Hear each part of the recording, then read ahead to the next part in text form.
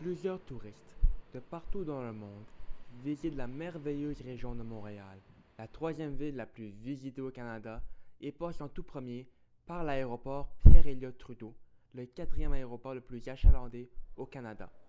Arrivée après arrivée, elle accueille plusieurs touristes en provenance d'Europe, d'Afrique, d'Asie et d'Amérique centrale ou du Sud, mais aussi en provenance de plusieurs villes des États-Unis et du reste du Canada.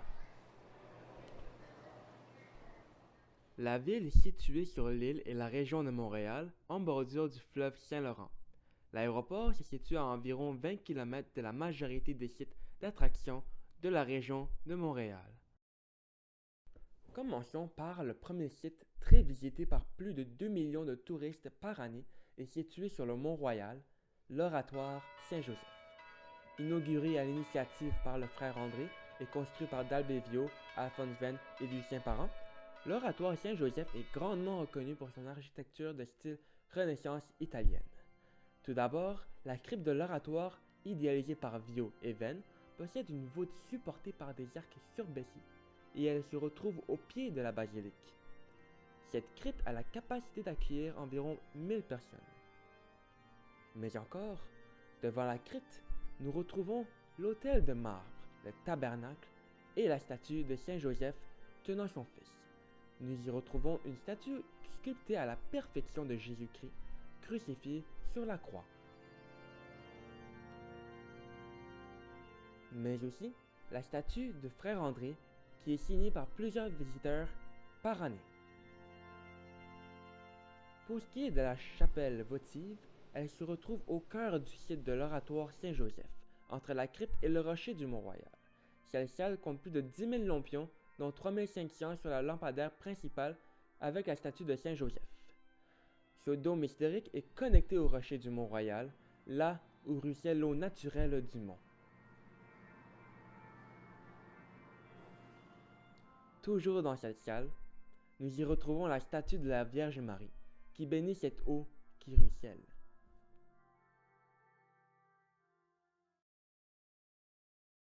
Situé au nord du Mont-Royal et inauguré pour les Jeux olympiques de 1976, le second site est visité par plus de 3 millions de visiteurs par année, le Parc olympique. Comme première constituante, nous retrouvons le stade olympique avec sa tour olympique qui est penchée à un angle de 45 degrés par rapport au sol avec ses 165 mètres et possédant un ascenseur longeant cette dernière. Elle est présentement la plus haute tour inclinée au monde. Collé à cette tour, il y a le stade qui compte plus de 55 000 sièges. Pour ce qui est du stade Saputo, c'est là où se retrouve le terrain maison de l'équipe de soccer de la MLS, l'Impact de Montréal, pouvant accueillir plus de 20 500 fans finis de soccer. Tout juste à côté du stade olympique, nous retrouvons le Biodôme de Montréal. Effectivement, le Biodôme de Montréal recouvre 4 biomes principaux d'Amérique, dont le biome tropical, où les températures sont humides et chaudes et dans laquelle nous retrouvons diverses espèces exotiques. Voici le hara rouge, se retrouvant souvent dans les herbes de la forêt tropicale d'Amérique centrale, mais aussi nous retrouvons la spatule rosée, qui est caractérisée par sa couleur rose pâle et son long bec plat en forme de spatule. Les forêts des Laurentides, elles, sont mixtes et composées de feuillus, de conifères et de cours d'eau. Nous y retrouvons diverses espèces dont le harle couronné, qui est une espèce de canard caractérisée par sa couleur brune et noire avec quelques taches blanches. Cette dernière habite les lacs et les cours d'eau et elle est très présente dans la région du Québec, comme les garrots et les fuligules. Toujours dans le biodôme, nous retrouvons le paysage représentatif du golfe Saint-Laurent, là où diverses espèces animales du Québec habitent, dont le canard pilé, la citerne pierre-garin et même certaines mouettes tridactyles. Ces dernières nichent souvent sur les falaises au bord de la mer et la fréquentent durant les hivers froids.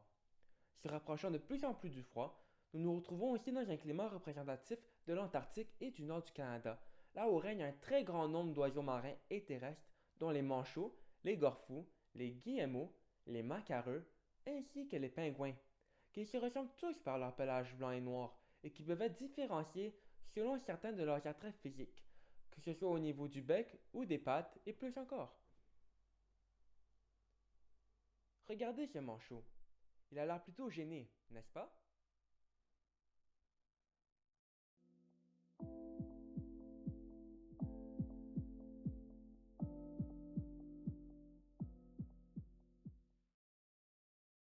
Retournons sur le Mont-Royal, là où se retrouve la plus belle des vues pour admirer les édifices et les gratte-ciels de la ville de Montréal, le Belvédère.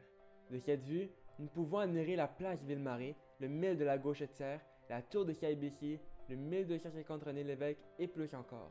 C'est un endroit où les touristes prennent l'occasion de prendre des photos souvenirs, où les amis traînent durant leur sortie, et là où les couples peuvent s'aimer encore et encore.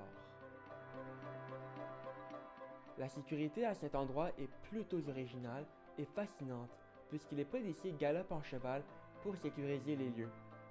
De plus, ces policiers de la ville sont assez généreux, puisqu'ils offrent la possibilité aux jeunes enfants de flatter le museau des petits chevals.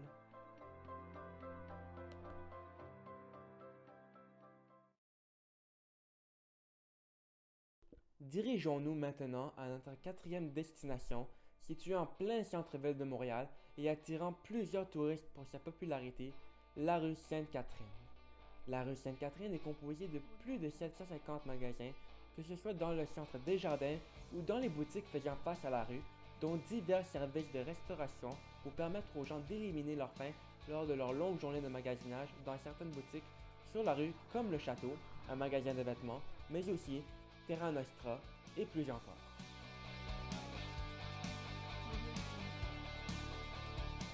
Comme attrait touristique, il y a la place des Ors qui longe cette rue et là où certains festivals, comme le festival de jazz en été, prennent place. À chaque jour, des visiteurs de partout dans le monde, provenant de différents continents, se réunissent entre eux, s'assoient, se communiquent entre eux et admirent le paysage ainsi que les prestations comme celle-là.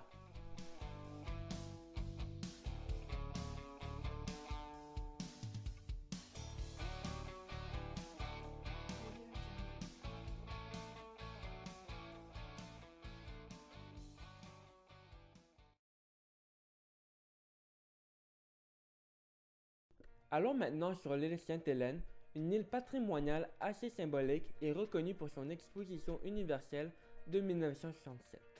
Sur cette dernière, nous retrouvons la très fameuse biosphère conçue par le grand architecte américain Buckminster Fuller qui arbitrait le pavillon des États-Unis lors de l'exposition universelle de 67. Présentement, elle offre des expositions aux visiteurs pour mieux comprendre les grands enjeux environnementaux. De plus, nous retrouvons le parc d'attractions La Ronde, situé au nord de l'île, qui abrite de nombreuses montagnes russes assez amusantes et qui a servi comme divertissement lors de l'exposition universelle.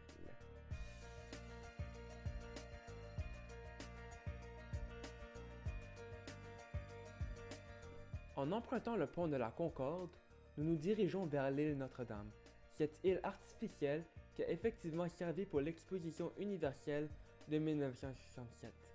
Sur cette île, nous retrouvons le Casino de Montréal, qui a été auparavant le pavillon de la France, conçu par l'architecte Jean Forgeron lors de l'exposition et qui est grandement reconnu pour son architecture moderne.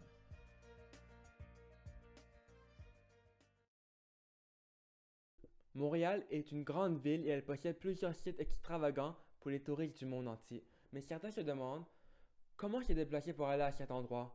Ou là, là, ici, là, là, ou là, là, là, là, là, là.